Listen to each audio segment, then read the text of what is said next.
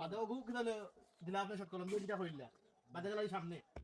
আর এই ব্লক বানানির আর একটা উদ্দেশ্য হলো ধরেন ব্লক তো আপনার বেজর ভিতরে আমি যাব বেজর শক্তি আর ব্লকের শক্তি সমানই তৈব না ও কারণে হইলো ব্লকটা আগে বানাইয়া কিউরিং করিয়া যাতে প্রপার স্ট্যান্ড থাকে শক্তিশালী হয় আমি তো বিট আমি দিব আর ইট দুদিন দেওয়া হয় ইটে অনেক সময় পানি টানে বাদে দেখা দিব একটা রড দুদিন দড়িলায় কোনো লাখান আপনার সারা খাই নিবে একটু হালকা টানলে আপনারা যদি একটু লেগে যায় ওই যে সাইটও মিলাইতে পারবা এখন একটু শক্ত হইলে বাদে তখন দেখতেও সুন্দর লাগবে আর কাটলেও মিল থাকবে এখন তো দুর্বল এখন তো ইগুন হরাইলেও তো না একটু টানি গেলে মাঝে ফোন নিদিও মিলাইতে পারবা বই দিব তো